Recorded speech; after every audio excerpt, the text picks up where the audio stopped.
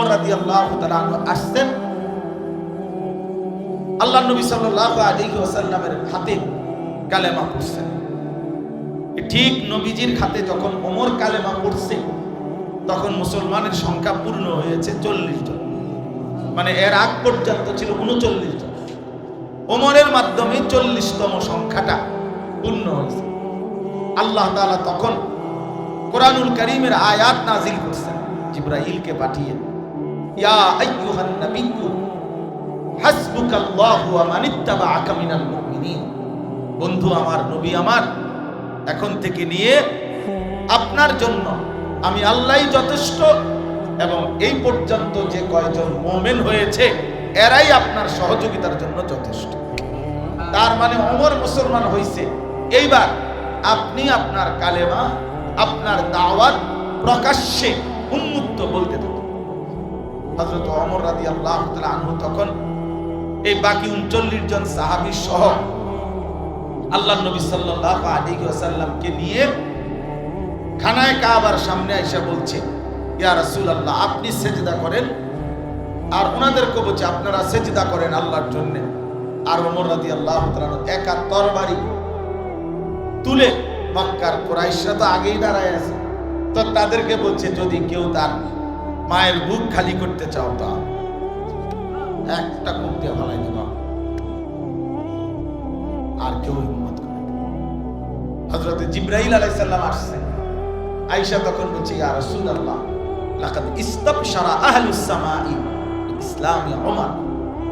ইয়া রাসূলুল্লাহ, গোটা আসমানের সব ফেরেশতারা, 7 আসমানের কোটি কোটি ফেরেশতা এই মুহূর্তে আপনার ওমরের কালেমা শুনে, ইসলাম দেখে গোটা আসমানে ওনারা খুশিতে তাকবীর ধ্বনি দিয়েছে। গোটা আসমানবাসী ফেরেশতারা খুশিতে আনন্দে উদ্বেলিত হয়ে গেছে।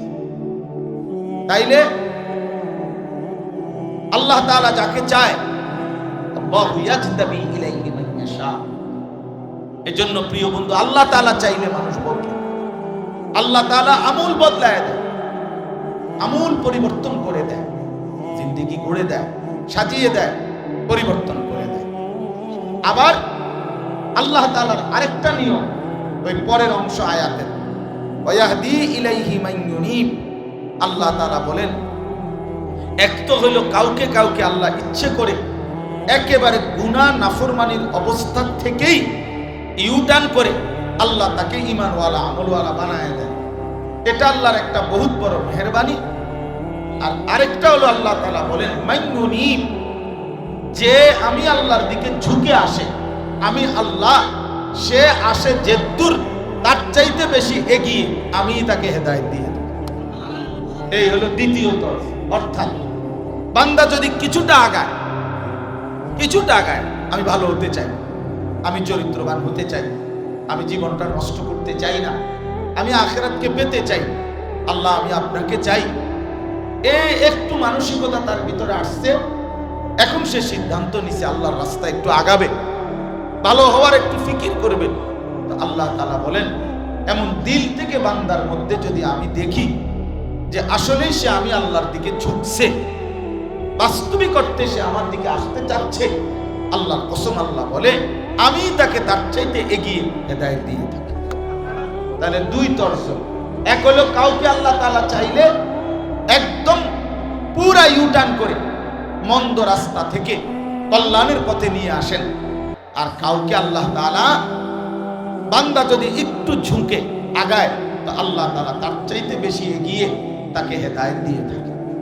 হাদিসে কুদসিতে আছে, আল্লাহ তাআলা বলেন, ইয়া ইবনা আদম কুম ইলাইয়া আমশি ইলাইকা। হে বনি আদম, তুমি আমার জন্য দাঁড়াও, আমি তোমার জন্য হাঁটব। তুমি দাঁড়াইলে আমি আল্লাহ হাঁটব। ওয়ামশি ইলাইয়া উহারবিলু ইলাইকা। আল্লাহ তাআলা বলেন যে, হে আমার বান্দা, তুমি আমার জন্য হাঁটো, আমি আল্লাহ তোমার জন্য দৌড়ব। মানে তুমি যে দূর, আমি তার চাইতে বেশি, আমি তার চাইতে বেশি।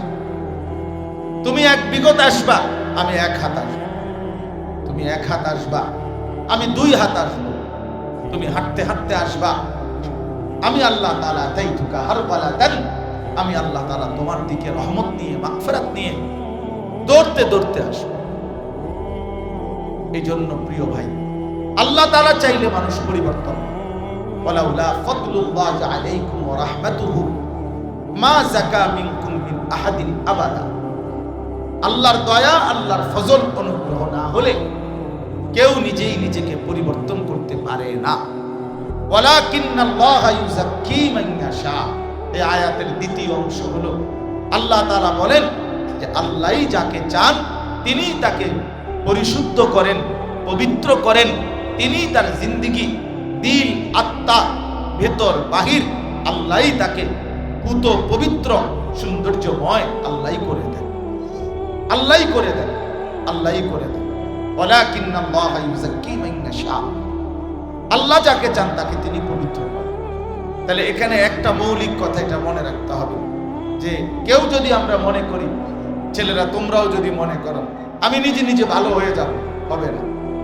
বরং কার দয়া লাগবে? আল্লাহ তাআলার দয়া লাগবে, আল্লাহ তাআলার রহম লাগবে, আল্লাহ তাআলার মেহেরবানি লাগবে। আর আল্লাহ নিজেই বলছেন আমি যাকে চাই তাকে আমি পবিত্র করে থাকি, তাকে আমি চরিত্রবান বানিয়ে থাকি, তাকে আমি উত্তম আখলাকওয়ালা বানিয়ে থাকি। আমি আল্লাহই তার দিল সুন্দর করে দেই। এখন আমি যেই প্রথম আয়াতটা পড়ছি খুতবার মধ্যে, সূরা আলে ইমরানের 164 নম্বর আয়াত, আল্লাহ তাআলা বলছেন এই যে আল্লাহ ফয়সালা নিছে, কথাটা খেয়াল করেন। আল্লাহ তাআলা যে ফয়সালা নিছে যে আমি পবিত্র করে থাকি, এখন সেই পবিত্র করাটা আল্লাহই করবেন। সেইটার জন্য আল্লাহ তাআলা কার্যকর যেই ব্যবস্থাটা রেখেছেন সেইটা হলো আল্লাহ তাআলা বলেন আমি আমার এই ঈমানদার বান্দাদের জন্য আমার সর্বশ্রেষ্ঠ রাসূল, আমার আখিরি বন্ধু, আমার প্রিয় নবী সাল্লাল্লাহু আলাইহি ওয়াসাল্লাম তাকে পাঠিয়েছি। লাকাদ মান্নাল্লাহু আলাল মুমিনিন। আল্লাহ তাআলা বলেন মুমিনদের উপরে আল্লাহ তাআলা সবচেয়ে বড় দয়া করেছেন। কি দয়া? এক ঈমানদারের উপরে, এক মুসলমানের উপরে। এই যে আমরা এখানে মুসলমান, আমরা ঈমানদার ভাই, আমাদের উপরে আল্লাহর সবচেয়ে বড় দয়া কি? জীবনের সবচেয়ে বড় পাওয়া আমাদের কি?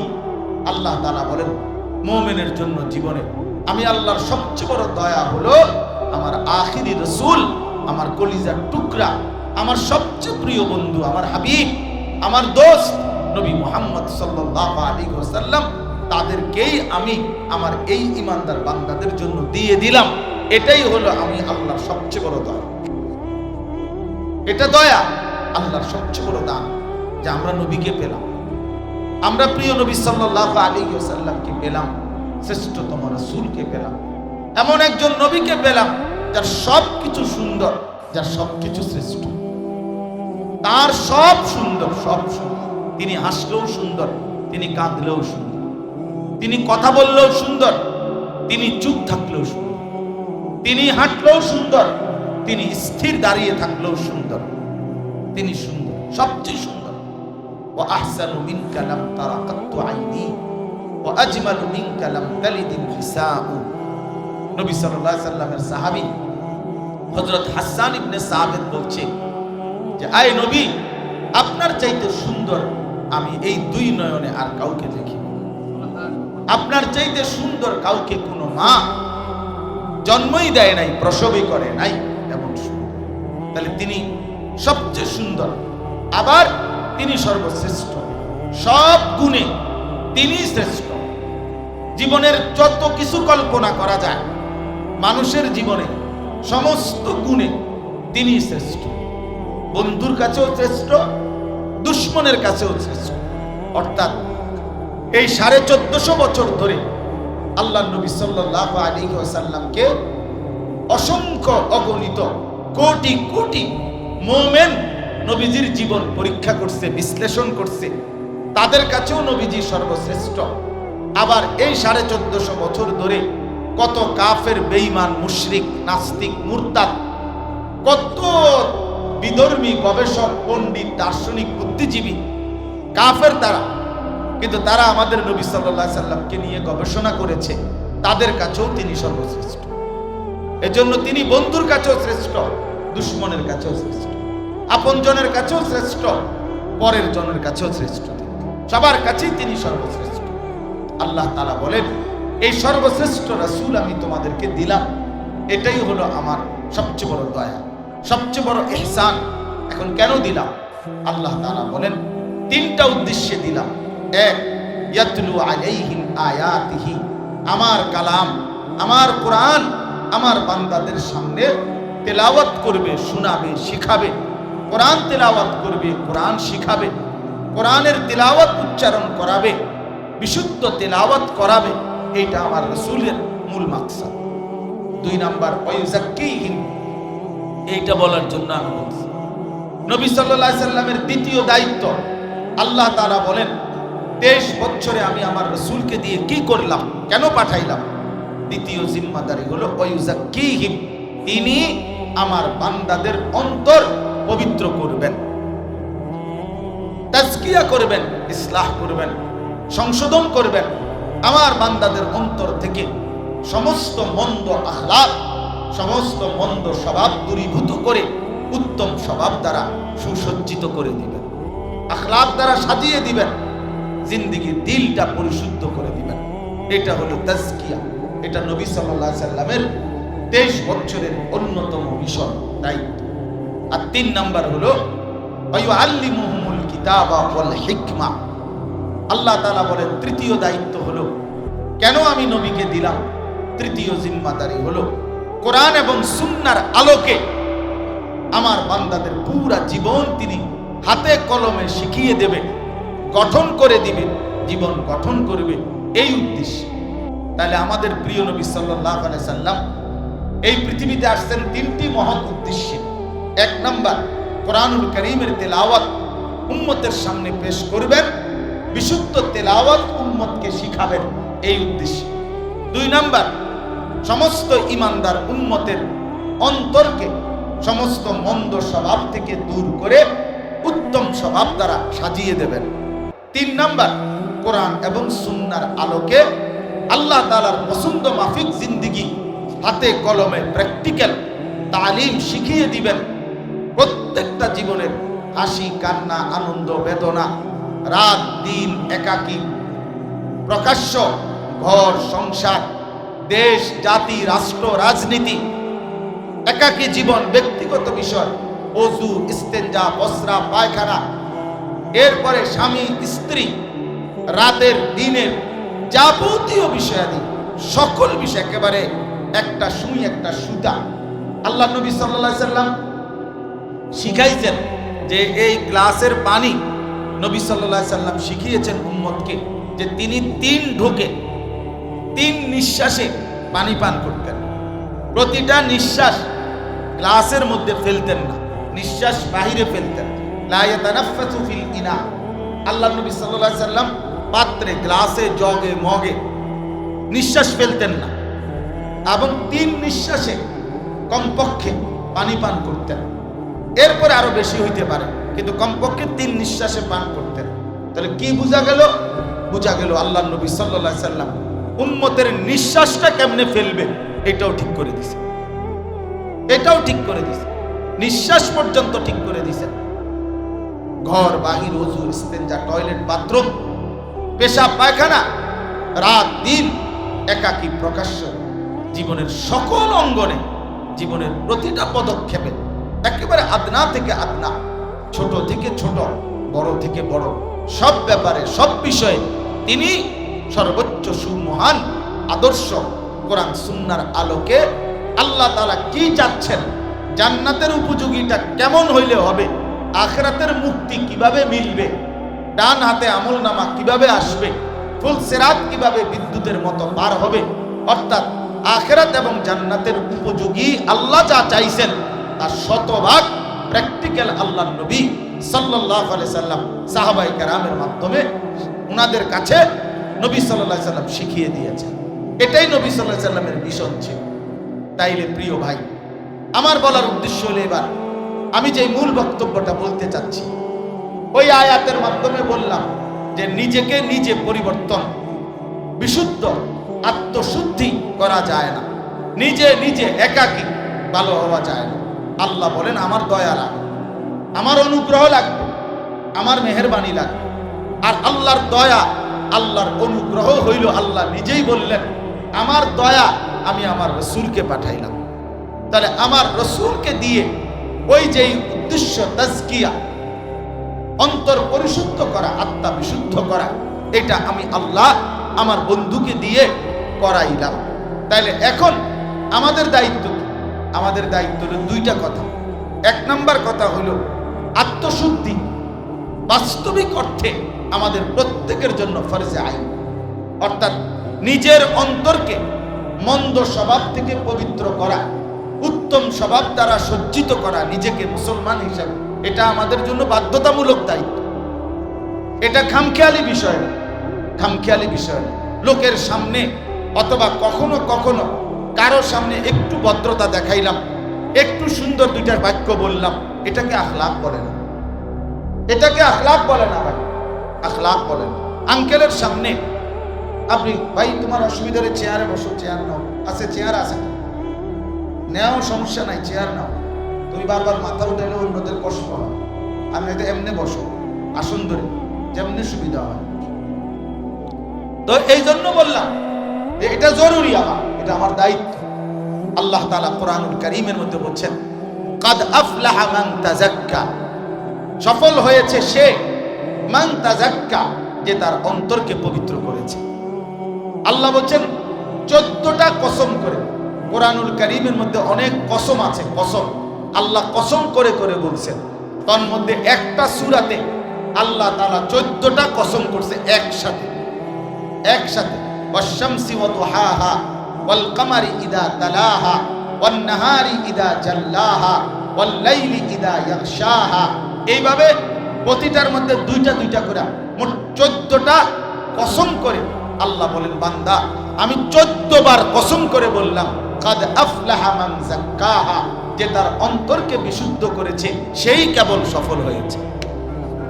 14 বার কসম করছে, 14 বার কসম করে আল্লাহ বলছে শোনো, খামখেয়ালি করো না, খামখেয়ালি করো, খামখেয়ালি করো না। কাদ আফলাহা মান যাক্কাহা। তাজকিয়া, এই ইসলাহি মজলিস মানে কি? নিজেকে সংশোধন করা চাই ভাইয়া। আমরা হাজারো পৃথিবীর হাজারো বিষয় নিয়ে আমরা ভাবতে পারি, গোটা পৃথিবী সুন্দর করলাম, পৃথিবীর অনেক কল্যাণকর সমাজ সেবা, জনকল্যাণ সংস্কারমূলক কাজ করলাম, ভালো কথা, কিন্তু নিজের ফিকির কোথায়? নিজের ফিকির কোথায়? তুমি তো সেই সকাল থেকে রাত 12টা পর্যন্ত তুমি নওজোয়ান অসংখ্য গরিব দুঃখী মানুষকে মনে করো আজকের দিনে ত্রাণ দিলা, সহযোগিতা করলা, কিন্তু যদি জোহরের নামাজ না পড়ে থাকো এটা কি করলো? যদি আসরের নামাজ না পড়ে থাকো এটা কি করলা? এটা কি করলা? এটা ছেড়ে দিলা কেন? এটা ছেড়ে দিলা। তুমি তো মানব সেবা করো, তাইলে তুমি আরেক নারীর সাথে, আরেক মেয়ের সাথে হারাম প্রেম করো কেন? এটা কি তোমার? তো নিজেরে বরবাদ করে, নিজের চরিত্র নষ্ট করে, নিজের আখিরাত নষ্ট করে অন্যের কল্যাণের ফায়দা কি? নিজে পেশাবের উপরে দাঁড়াইয়া আরেকজনের দুধ খাওয়াইলে লাভ কি? আরেকজনের দুধ খাওয়াইলে লাভ কি? আরেকজনকে মধু খাওয়াইলে লাভ কি? আগে তো এটা ফিকির করা চাই। কোরআনুল কারীমের মধ্যে আল্লাহ তাআলা সিরিয়াল বলে দিয়েছে সংশোধনের 5টা স্তর। 1, কু আনফুসাকুম, নিজের সংশোধন। 2, ওয়া আহলিকুম, পরিবারের সংশোধন। 3, ওয়া আনদির আশিরাতাকাল আকরাবিন, নিকট আত্মীয় স্বজনের সংশোধন। 4, লিতুমদিরা উম্মাল কুরা ওয়া মান হাওলাহা, নিজ এলাকা এবং এলাকার আশপাশের সমস্ত মানুষের সংশোধন। 5, উখরিজাত লিন-নাস তা'মুরুনা বিল মা'রুফ ওয়া তানহাউনা আনিল মুনকার, গোটা বিশ্ব মানবতার সংশোধন। অর্থাৎ তারা বুঝছে ওমর এখন নবীজিকে আক্রমণ করবে, এজন্য ওনারাও দাঁড়ায় গেছে রেডি হয়ে। কিন্তু আল্লাহর নবী সাল্লাল্লাহু আলাইহি ওয়াসাল্লাম বলছেন তোমরা থামো, আমি তার চেহারার মধ্যে ঈমানের নূর দেখতে পাচ্ছি, থামো, আসতে দাও তাকে। তো ওমর রাদিয়াল্লাহু তাআলা আনহু আসছেন, আল্লাহর নবী সাল্লাল্লাহু আলাইহি ওয়াসাল্লামের হাতে কালেমা পড়ছেন। ঠিক নবীজির হাতে যখন ওমর কালেমা পড়ছে, তখন মুসলমানের সংখ্যা পূর্ণ হয়েছে 40 জন, মানে এর আগ পর্যন্ত ছিল 39 জন। ওমরের মাধ্যমে 40তম সংখ্যাটা পূর্ণ হয়েছে। আল্লাহ তাআলা তখন কোরআনুল কারীমের আয়াত নাজিল করছেন জিবরাইলকে পাঠিয়ে, ইয়া আইয়ুহান নাবিয়্যু হাসবুকাল্লাহু ওয়া মানিত্তাবাআকা মিনাল মুমিনিন। বন্ধু আমার, নবী আমার, এখন থেকে নিয়ে আপনার জন্য আমি আল্লাহই যথেষ্ট, এবং এই পর্যন্ত যে কয়জন মুমিন হয়েছে এরাই আপনার সহযোগিতার জন্য যথেষ্ট। তার মানে ওমর মুসলমান হয়েছে। এইবার আপনি আপনার কালেমা, আপনার দাওয়াত প্রকাশ্যে উন্মুক্ত বলতে থাকুন। হযরত ওমর রাদিয়াল্লাহু তাআলা আনহু তখন এই বাকি 39 জন সাহাবী সহ আল্লাহর নবী সাল্লাল্লাহু আলাইহি ওয়াসাল্লামকে নিয়ে খানায়ে কাবার সামনে আয়েশা বলছে, ইয়া রাসূলুল্লাহ, আপনি সিজদা করেন, আর ওনাদেরকে বলছে আপনারা সিজদা করেন আল্লাহর জন্য।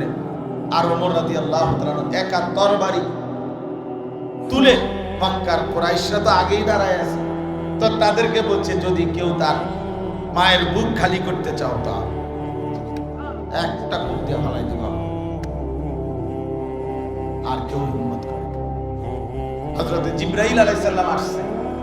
আয়েশা তখন বলছে, ইয়া রাসূলুল্লাহ, লাকাদ ইস্তাবশারা আহলুস সামাই ইসলামি ওমর। ইয়া রাসূলুল্লাহ, গোটা আসমানের সব ফেরেশতারা, 7 আসমানের কোটি কোটি ফেরেশতা এই মুহূর্তে আপনার ওমরের কালেমা শুনে, ইসলাম দেখে গোটা আসমানে ওনারা খুশিতে তাকবীর ধ্বনি দিয়েছে। গোটা আসমান ওয়াপাসী ফেরেশতারা খুশিতে আনন্দে উদ্বেলিত হয়ে গেছে। তাইলে আল্লাহ তাআলা যাকে চায় আল্লাহু ইয়াজতাবি ইলাইহি মান ইয়াশা। এজন্য প্রিয় বন্ধু, আল্লাহ তাআলা চাইলে মানুষ বদলায়। আল্লাহ তাআলা আমূল বদলায় দেয়, আমূল পরিবর্তন করে দেয়, জিন্দেগি গড়ে দেয়, সাজিয়ে দেয়, পরিবর্তন করে দেয়। আবার আল্লাহ তাআলার আরেকটা নিয়ম, ওই পরের অংশ আয়াতের, ওয়াহদি ইলাইহি মান ইউনিব। আল্লাহ তাআলা বলেন, এক তো হলো কাউকে কাউকে আল্লাহ ইচ্ছে করে একেবারে গুনাহ নাফরমানির অবস্থা থেকেই ইউটার্ন করে আল্লাহ তাকে ঈমানওয়ালা, আমলওয়ালা বানায় দেয়। এটা আল্লাহর একটা বহুত বড় মেহেরবানি। আর আরেকটা হলো আল্লাহ তাআলা বলেন মান ইউনিব, যে আমি আল্লাহর দিকে ঝুঁকে আসে, আমি আল্লাহ, সে আসে যেদূর, তার চাইতে বেশি এগিয়ে আমি তাকে হেদায়েত দিয়ে দিই। এই হলো দ্বিতীয় তরফ। অর্থাৎ বান্দা যদি কিছুটা আগায়, আমি ভালো হতে চাই, আমি চরিত্রবান হতে চাই, আমি জীবনটা নষ্ট করতে চাই না, আমি আখিরাতকে পেতে চাই, আল্লাহ আমি আপনাকে চাই, এই একটু মানসিকতা তার ভিতরে আসছে। এখন সে সিদ্ধান্ত নিছে আল্লাহর রাস্তায় একটু আগাবে, ভালো হওয়ার একটু ফিকির করবে।